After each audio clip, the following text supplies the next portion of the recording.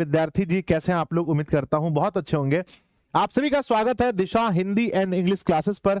आज हम लोग पढ़ने वाले हैं बच्चों, हमारे जो बुक है दिगंत भाग 2, यानी कि जो क्लास 12th हिंदी का बुक है उसके एक होता है हमारा गद्यखंड, दूसरा होता है काव्यखंड। तो काव्यखंड के दूसरे चैप्टर को हम लोग पढ़ने वाले हैं।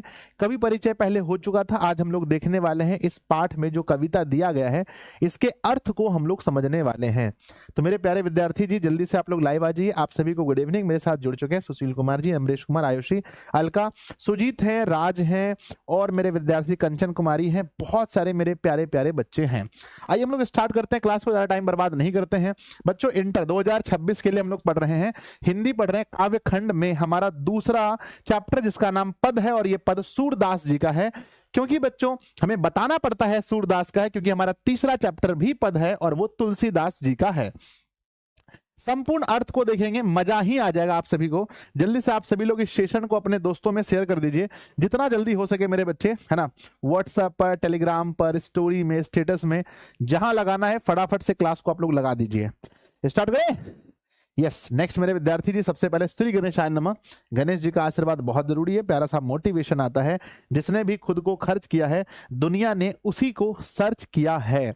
तो मेरे प्यारे बच्चों याद रखना कि आपको अपने आप को खर्च करना है, अपने लिए बच्चों समय निकालना है, मेहनत करना है। एक कमरे में बंद होकर के बच्चों आप सभी को बहुत अच्छे से पढ़ाई करनी है।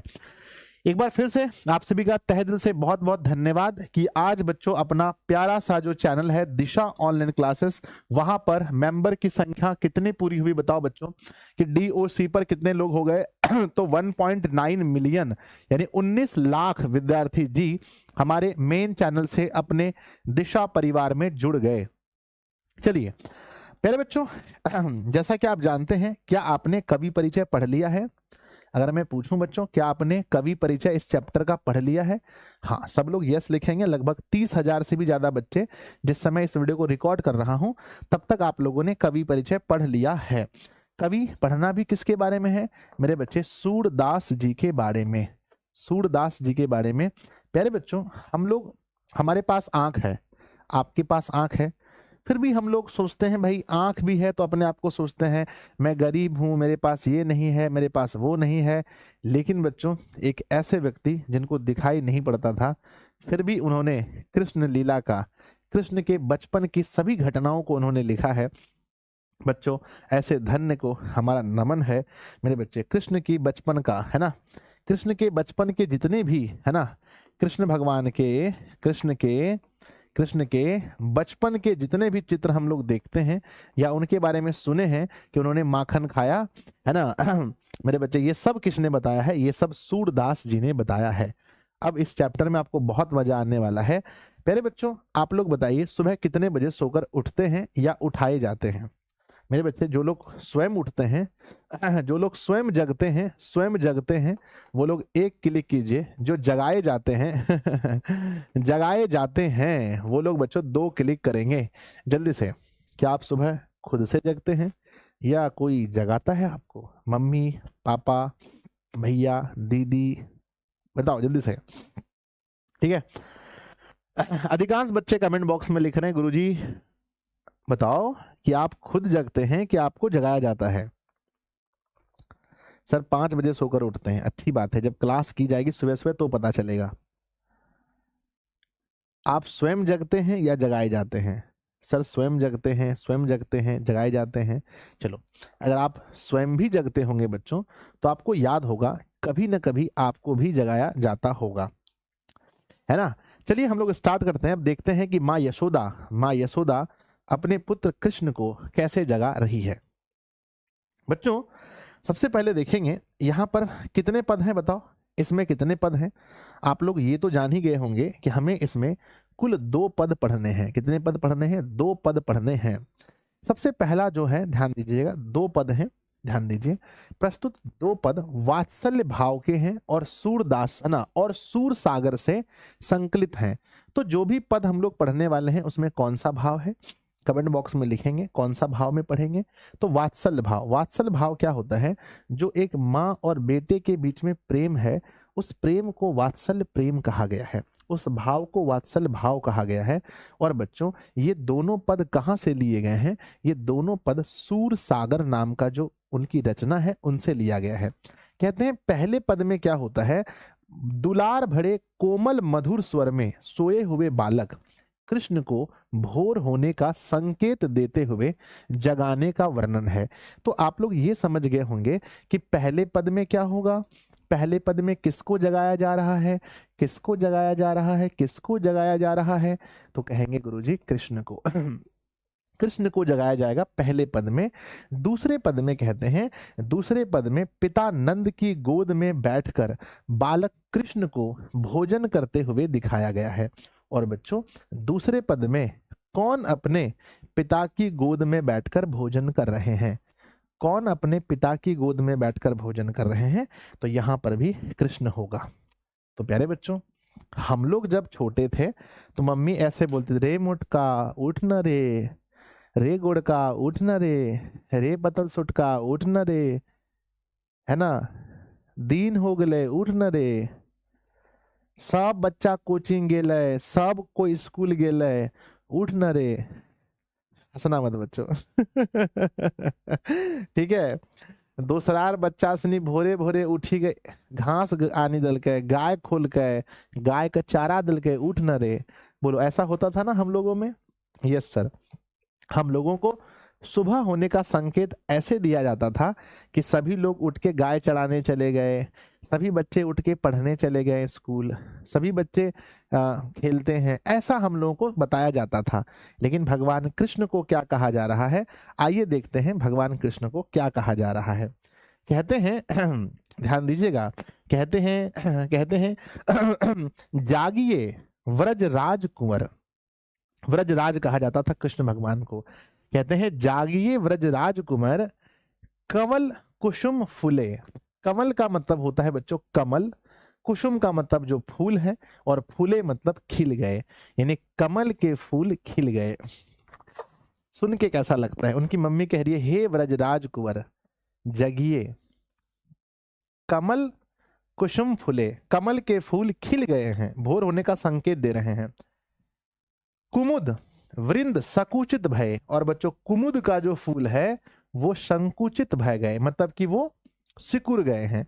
कुछ फूल ऐसे होते हैं जो सूर्य उगने पर फैलते हैं, कुछ फूल ऐसे होते हैं सूर्य उगने पर सिकुड़ जाते हैं। तो कहते हैं कमल का जो फूल है वो खिल गए हैं, और कुमुद का जो फूल है वो संकुचित भय गए हैं।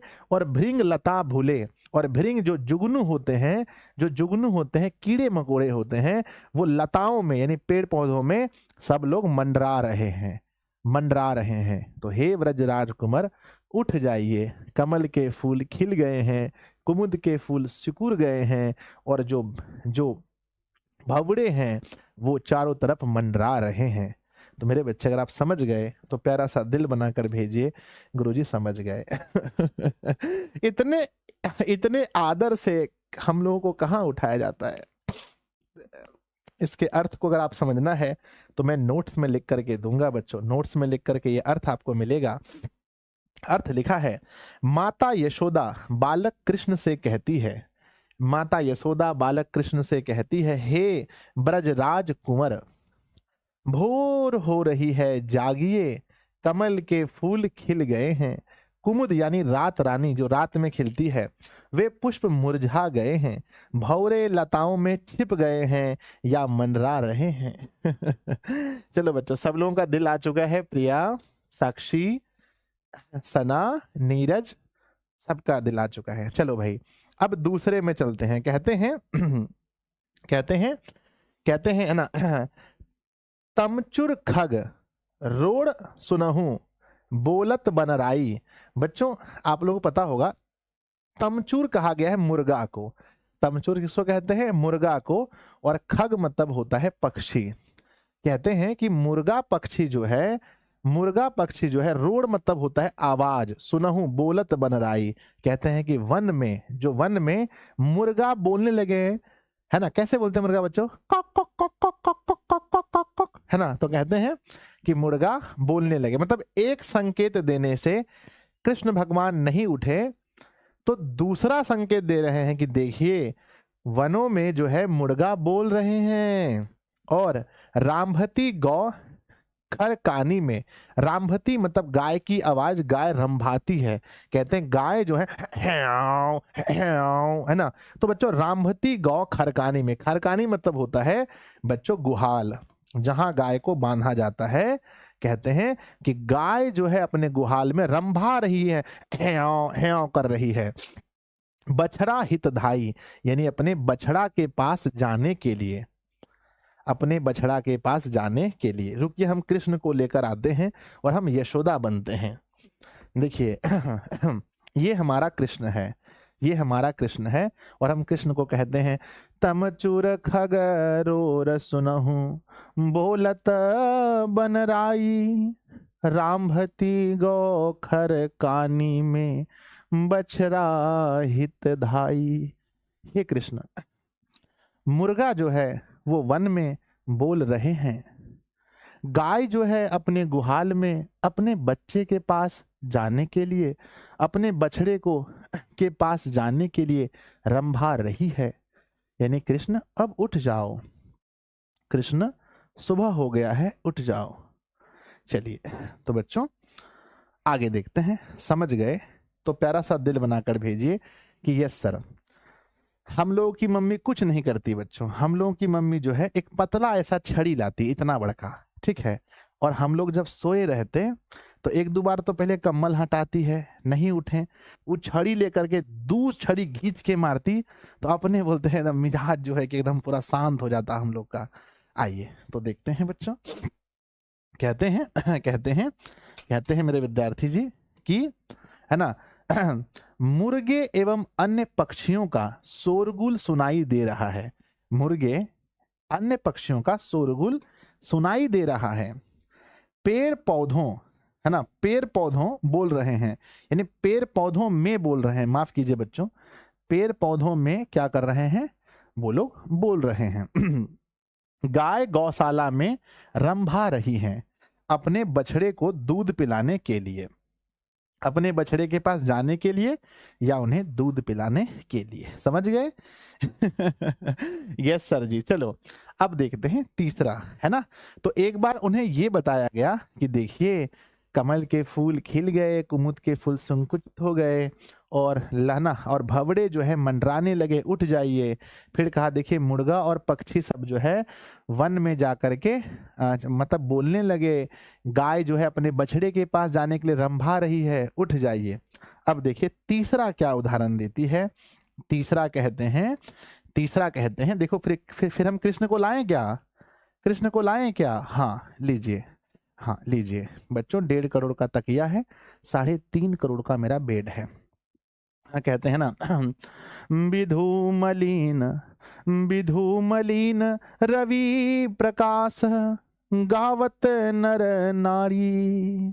कहते हैं विधु मलिन, विधु बच्चों क्या हो गया है, विधु यानी कि जो आकाश है, माफ कीजिएगा, विधु मलिन मतलब कि यहाँ पर विधु किसे कहा गया है, चंद्रमा को। क्या कहते हैं बच्चों कि चंद्रमा की जो रोशनी है वो मलिन पड़ गई है, चंद्रमा की रोशनी मलिन पड़ गई है। रवि मतलब सूर्य, प्रकाश यानी सूर्य अब क्या दे दिया है, प्रकाश, यानी सूर्य उग चुका है। गावत नर नारी, और जो सुबह सुबह देखेंगे गांव में तो नर और नारी बच्चों सुबह उठ करके गाते हैं, मैली चादर ओढ़ के कैसे द्वार तुम्हारे जाऊं, हे पावन परमेश्वर मेरे मन ही मन शर्माऊं। तो बच्चों गांव में देखेंगे तो बहुत सारे नर नारी गाते हैं सुबह सुबह। अभी भी मेरे गांव में बच्चों सुबह उठ करके जो सत्संग में जाती हैं महिलाएं, वह सुबह सुबह भजन गाती हैं।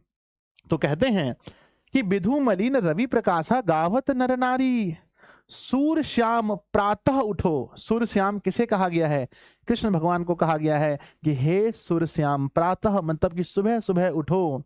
अंबुज करधारी, और उनका एक दूसरा नाम कहा गया है अंबुज करधारी। मेरे बच्चे, अंबुज मतलब होता है कमल, जिसके हाथ में कमल होता है उसे अंबुज करधारी कहा गया है। तो मेरे बच्चे फिर से मम्मी ने कहा है ना, विधूमलीन रवि प्रकाश गावत नर नारी, सुर श्याम प्रातः उठो अंबुज करधारी। मेरे बच्चे अर्थात इसको समझना है, समझना है, समझना है। कहते हैं कि चंद्रमा का प्रकाश है ना, चंद्रमा का प्रकाश मंद हो चुका है और सूर्य की किरणें चारों ओर फैल रही हैं। गांव के सभी नर नारी भजन कीर्तन गा रहे हैं। हे कमलधारी यानी कृष्ण, अब जागिए, सवेरा हो गया है। मेरे बच्चे समझ गए तो दिल बनाकर भेजिए, दिल बनाकर भेजिए। अब सोचो ऐसा नोट्स जब आपके पास जाएगा तो पढ़ने में कितना मजा आएगा। सोचिए ऐसा नोट्स जहां पर अर्थ लिखा है। मेरे बच्चे जल्दी से दिल बनाकर भेजिए, जल्दी जल्दी मजा आ जाता है ना। ठीक है मेरे बच्चे, हिंदी की क्लास में मजा ही आ जाता है। ठीक है, तो ये था आपका, मतलब कि जैसे हमने बताया स्टार्टिंग में कि 2 पद हैं, तो प्रथम पद आपका समाप्त हो गया, प्रथम पद आपका समाप्त हो गया। अब हम लोग चलते हैं किस पद में, अब चलते हैं दूसरे पद में। मेरे बच्चे एक बार सेशन को लाइक भी तो कर दो सब लोग। सही बच्चे, एक बार सेशन को लाइक कर दो फटाफट से। 3000 प्लस लाइक्स तो होने चाहिए जल्दी। मेरे जितने भी प्यारे प्यारे विद्यार्थी जी हैं सब लोग सेशन को एक बार लाइक कर दीजिए, और 3000 तो होने चाहिए। ठीक है बच्चों,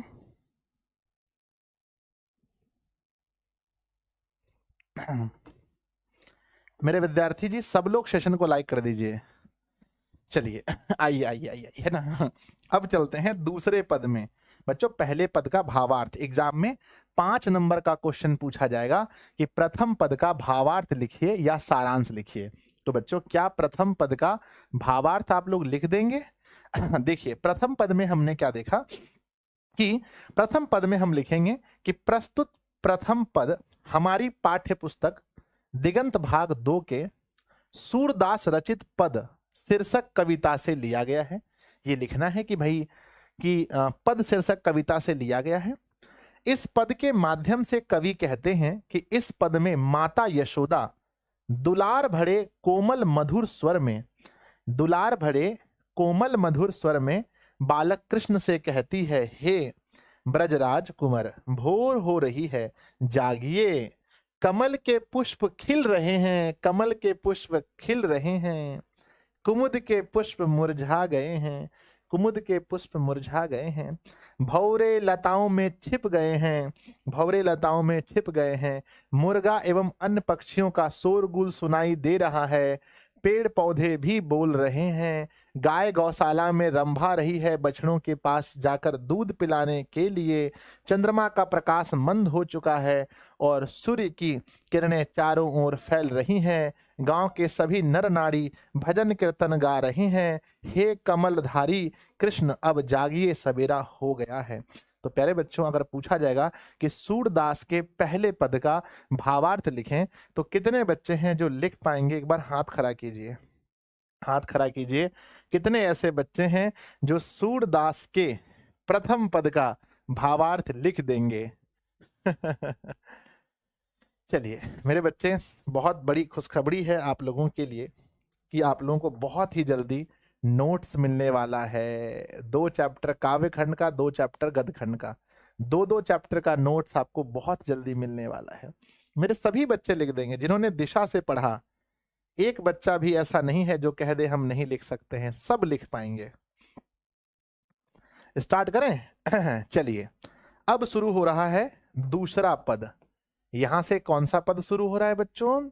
दूसरा पद। चलिए अब यहां से दूसरा पद हम पढ़ते हैं और आप समझने का प्रयास कीजिएगा। समझने का प्रयास कीजिए। कहते हैं जेवत श्याम नंद की कन्या। बच्चों जेवत मतलब बैठकर। जेवत का अर्थ क्या होता है बताओ? जेवत का अर्थ क्या होता है? जेवत का अर्थ होता है बैठकर। श्याम नंद की कन्या, कन्या मतलब होता है गोद। तो श्याम किसकी गोद में बैठे हैं बताओ? नंद, उनके पिता का नाम था नंद। है ना, उनके पापा का नाम था नंद।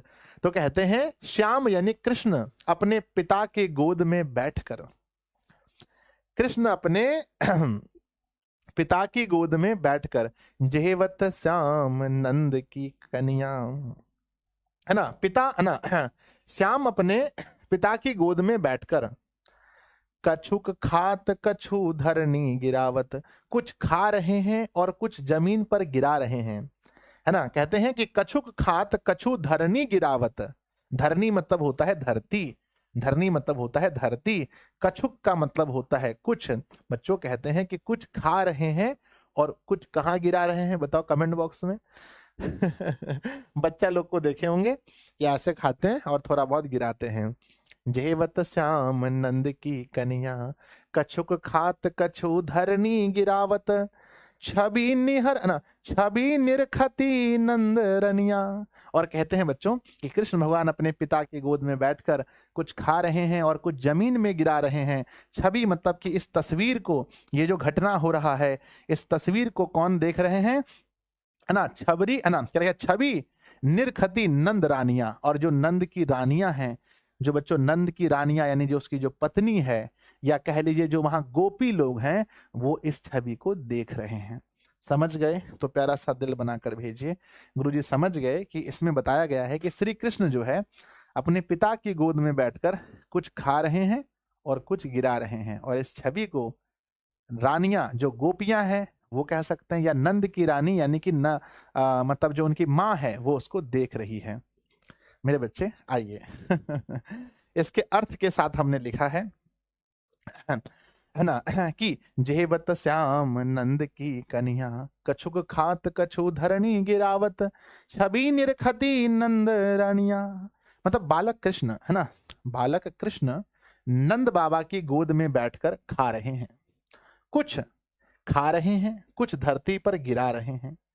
कृष्ण के इस रूप को, छवि को, भोजन करने के ढंग को नंद बाबा और माता यशोदा प्रसन्नता के पूर्वक देख रही है। उसके पिताजी और मम्मी दोनों देख रही हैं, हे मेरा कृष्ण कैसा है रे तू, नटखट सा, नटखट सा, कहाँ गया मेरा कृष्ण, देखो ये मेरा कृष्ण नटखट सा है, भोला सा मेरा कृष्ण है, कैसा कृष्ण है रे तू। चलो आगे बढ़े, बढ़े बच्चों। चलिए अब क्या होता है, अब दूसरा कहते हैं अब क्या क्या खाते हैं, ध्यान दीजिए। बड़ी बड़ा बेसन, है ना, कहते हैं बच्चों बड़ी बड़ा बेसन बहु भातिनी व्यंजन विविध अंगनिया। मतलब कहते हैं क्या क्या खा रहे हैं, तो कहते हैं बड़ी, है ना, बड़ी बच्चों कभी खाएं आप लोग? यस सर, बड़ी खाएं, सोयाबीन बड़ी खाए होंगे आप लोग।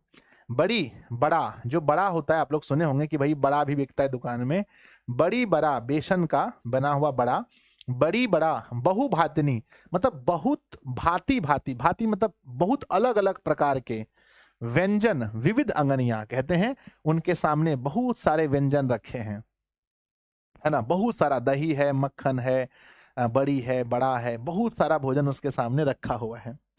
डारत खात लेत अपने कर रुचि मानत दधी दुनिया।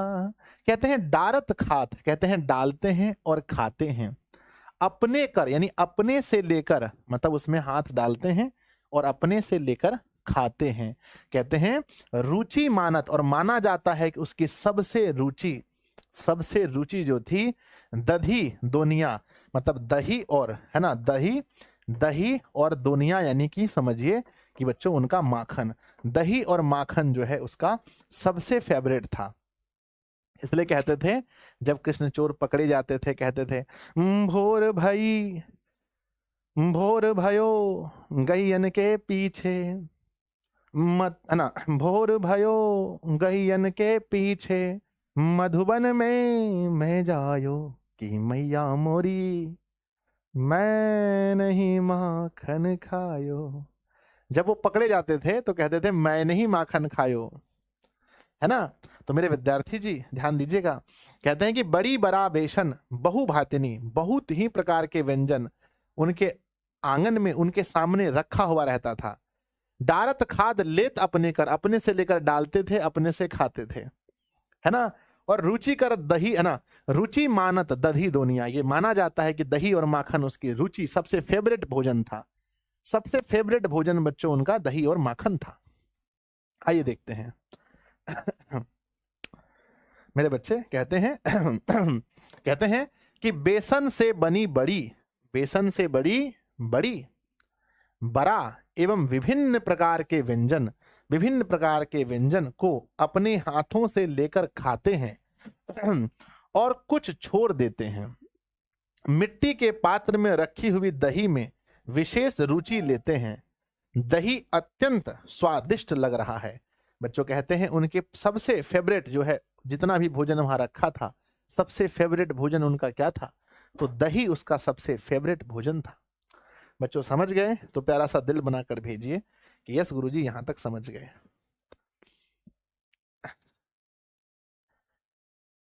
सर ये कृष्ण के पापा बनाए हैं या मम्मी बनाए हैं?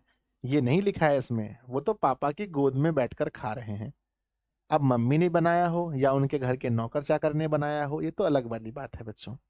ठीक है ना? चलो आगे बढ़ते हैं। बढ़े? चलो भाई चलो, मजा आ रहा है ना? बहुत मजा आ रहा है। कहते हैं मिश्री, है ना, मिश्री दही माखन मिश्रित करी मुख नावत छवि धनिया। कहते हैं जब वो खा रहे हैं तो एक साथ क्या क्या मिलाए हैं बताइए? तो सर कहते हैं मिश्री ले लिया उन्होंने, दही ले लिया उन्होंने, माखन ले लिया उन्होंने, और इन सब को मिश्री दही और माखन तीनों को एक साथ मिश्रित करी, मतलब मिलाकर, मिलाकर, है ना, मिश्रित करी मुख नावत छवि धनिया, और ये तीनों को मिलाकर मुख में लगा लिए हैं। और सोचिए कृष्ण भगवान का वो फोटो आप लोग देखे होंगे, कैसा लग रहे होंगे कृष्ण जी बताइए? कितने प्यारे नटखट लग रहे होंगे श्री कृष्ण जब दही, मिश्री और मक्खन अपने फेस में लगाए होंगे। आप कल्पना कीजिए आपके घर में एक छोटा सा बच्चा है और उन्होंने अपने मुंह में लगा लिया, कैसा लग रहे हैं? मस्त लग रहे होंगे ना? कहते हैं आपनु खात नंद मुख नावत, आपनु खात नंद मुख नावत, सौ छवि कहत ना बनिया। कहते हैं बच्चों आपनु खात यानी अपने भी खाते हैं, नंद यानी अपने पिता के मुख, नावत यानी अपने पिता के मुख में भी लगाते हैं, और सो छवि कहत ना बनिया, कहते हैं कि ऐसी छवि बन रही है जिसको हम विश्लेषण नहीं कर सकते, जिसके बारे में हम बता नहीं सकते हैं। बच्चों क्या आपने जीवन में कभी ऐसा देखा है जिसके बारे में आप लगता है हम उस दृश्य को बता नहीं सकते? जैसे याद करो कि आप सोचे होंगे मन में कि मैं मम्मी से 20 रुपए मांगूंगा या मांगूंगी, और मम्मी ने आपको 100 रुपए दे दिया होगा, आप कितना खुश होंगे, है ना? तो सूरदास जी कहते हैं कि इस छवि को मैं बता नहीं सकता हूं कि कितना प्रिय, मतलब कितना अच्छा ये पल है कि जब कृष्ण दही, मिश्री और मक्खन को मिला करके अपने मुख में लगा लिए हैं, और कुछ अपने भी खा रहे हैं, कुछ पापा के मुख में भी लगा रहे हैं, और इस छवि को, इतनी अच्छी छवि है जिसको मैं बयां नहीं कर सकता हूं। यहाँ पर समझेंगे, कहते हैं मिश्रित, है ना, मिश्री दही और माखन मिलाकर स्वयं मुख में खाते हैं और अपने नंद बाबा के मुख में भी लगाते हैं। इस छवि भरी आनंद का वर्णन कोई नहीं कर सकता है। कहते हैं कि इसका मैं वर्णन नहीं कर सकता हूं। मेरे बच्चे समझ गए तो प्यारा सा दिल बनाकर भेजिए कि यस गुरुजी समझ गए। अब लास्ट हमारा पंक्ति है, लास्ट पंक्ति है बच्चों, लास्ट पंक्ति है, लास्ट पंक्ति है विद्यार्थी जी। कहते हैं जो रस नंद यशोदा बिलसत, जो रस नंद यशोदा बिलसत। कहते हैं कि जो रस, जो आनंद, जो है, रस मतलब जो आनंद है, जो रस नंद यशोदा यानी कि नंद उनके पिता को, यशोदा यानी उनकी माता को, कहते हैं कि जो आनंद उनकी माता को और उनके पिता को मिल रहा है, जो रस नंद यशोदा बिलसत नहीं तीहों भुवनिया। इस तीनों लोक में, धरती, आकाश और पाताल, इस तीनों लोक में वो आनंद कहीं नहीं है। ये कौन कहते हैं बताइए? कौन कहते हैं? SD कहते हैं, सूरदास कहते हैं कि इस तीनों लोक में जो आनंद उनके माता यशोदा, उनके पिता नंद को मिल रहा है, ये तीनों लोक में, धरती, आकाश, पाताल, कहीं पर भी ये सुख नहीं है। जो रस नंद यशोदा बिलसत नहीं तीहूं भुवनिया। भोजन करी नंद अचमन लिन्हो, भोजन करी नंद अचमन लिन्हो, मांगत सूरज उठनिया। कहते हैं बच्चों भोजन करके नंद, यानी यहां पर नंद, नंद यहां पर कहा गया है कृष्ण के लिए, क्योंकि कृष्ण भी तो नंद के नंद थे उनके पिता का नाम नंद था मेरे बच्चे, नंद के नंद, नंद के नंद भी कहा जाता था कृष्ण को। तो कहते हैं कि अब कृष्ण ने भोजन कर लिया है, और अचमन मतलब कुल्ला है। कभी आप लोग भोजन के कुल्ला करते हैं, ऐसे भोजन लिए है ना, भोजन करने का पानी लिए,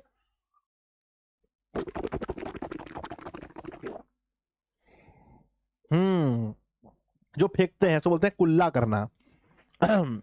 भोजन करी नंद अचमन लीन्हो, मांगत सूरज उठनिया। कहते हैं कि भोजन करके नंद ने कुल्ला जो किया है, और सूरदास जी कहते हैं मुझे जूठा दे दीजिए, मुझे जूठा दीजिए, हे कृष्ण मुझे जूठा दे दीजिए। तो प्यारे बच्चों, कृष्ण का जूठा कौन मांग रहे हैं? कृष्ण का जूठा कौन मांग रहे हैं बताओ? कृष्ण का जूठा कौन मांग रहे हैं? कृष्ण का जूठा कौन मांग रहे हैं? मेरे बच्चे, कृष्ण का जूठा कौन मांग रहे हैं? कहते हैं कृष्ण का जूठा मांग रहे हैं एसडी यानी सूरदास जी।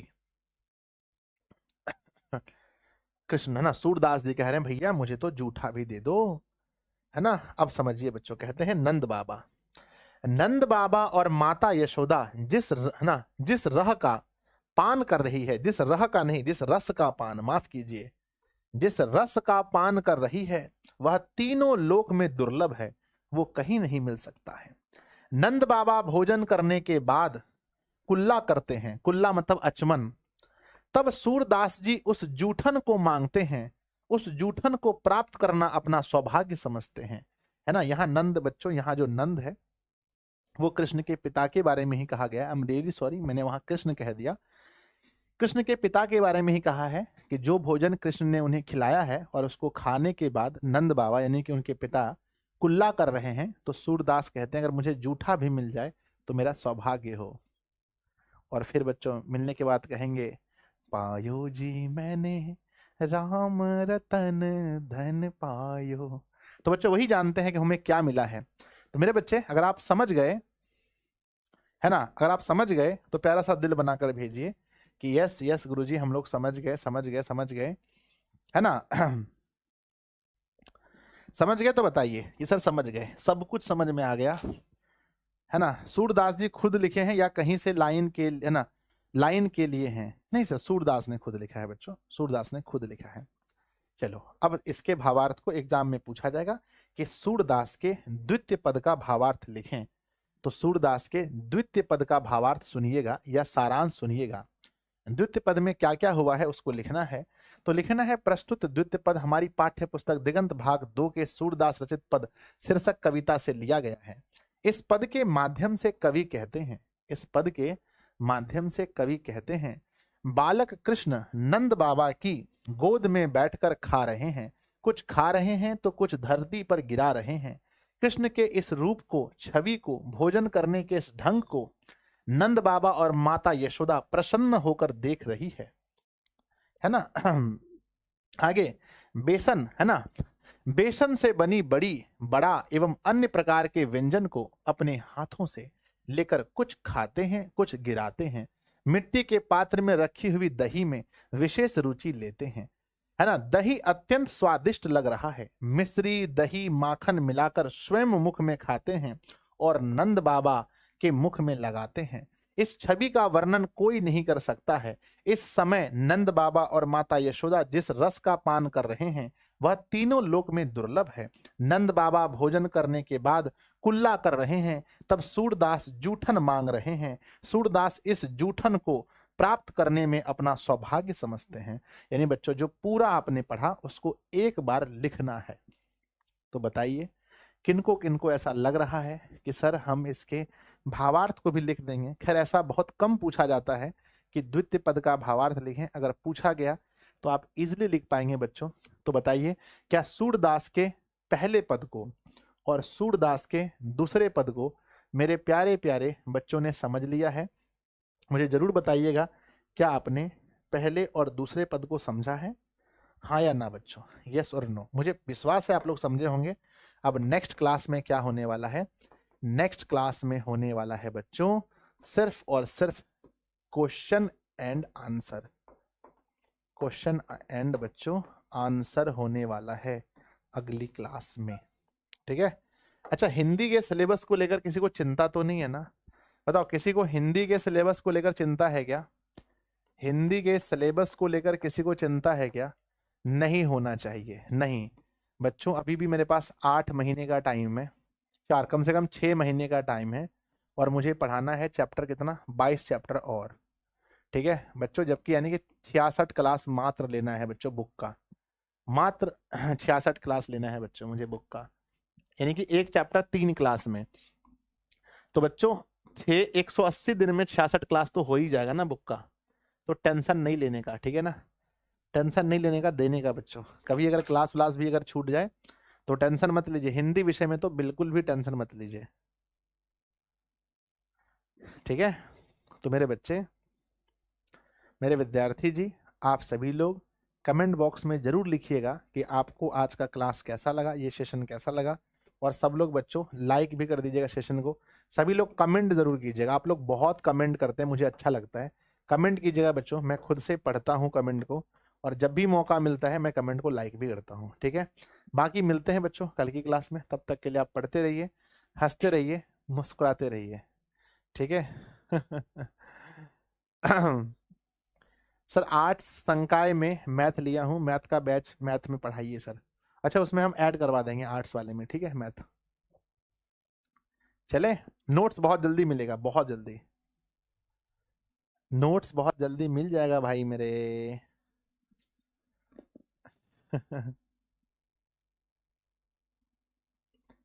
इतने सारे जगह मैंने देखा पर ऐसा कंटेंट कहीं नहीं मिला, इतने अच्छे से समझा समझा कर पढ़ाते हैं, ऐसा और कहीं नहीं पढ़ाया जाता। नहीं, सब टीचर अच्छा पढ़ाते हैं बच्चों, सभी लोग अच्छा पढ़ाते हैं, है ना? मैं मतलब मेरा पता नहीं, पर सभी टीचर बहुत अच्छा पढ़ाते हैं।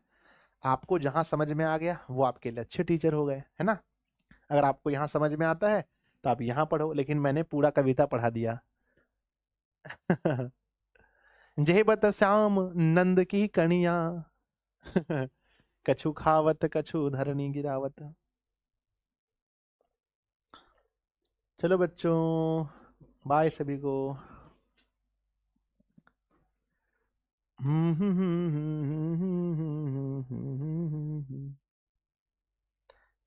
भोली सी सूरत।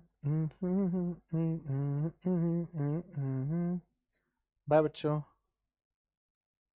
कमेंट आप लोग का देख रहे हैं, कमेंट देख रहे हैं, कभी कभी टाइम नहीं मिलता। इंग्लिश का क्लास सर, इंग्लिश वाले सर के कमर में मोच आ गया बच्चों, भारी वजन उठाने की वजह से, कुछ उठाए थे घर पे तो कमर में मोच आ गया है, तो वो ठीक हो जाएंगे बहुत जल्दी, भी इलाज चल रहा है उनका। इंग्लिश वाले सर का इलाज चल रहा है। आप नेक्स्ट लेवल पढ़ाते हो। हाँ, मेरी बहुत बहुत तारीफ करो आप लोग, मुझे अच्छा लगता है। हाँ बच्चे, इतनी मेहनत के बाद अगर आप लोग तारीफ करते हो मुझे बड़ा अच्छा लगता है। 9th का बैच गुरुजी, नया ऑफिस, 2-3 दिन का काम बचा है, नए ऑफिस में ओपनिंग होगा, नए ऑफिस से 9th का बैच स्टार्ट करेंगे। चलते हैं। चलो बच्चों, ठीक है, आप लोग बहुत सारे कमेंट कर रहे हो, बहुत प्यारा प्यारा कमेंट कर रहे हो, मुझे बहुत अच्छा लगता है। मिलते हैं फिर कल की क्लास में, तब तक के लिए आप पढ़ते रहो, हंसते रहो, मुस्कुराते रहो। बाय, लव यू बच्चों। जरा कभी मेरी नजर से तुम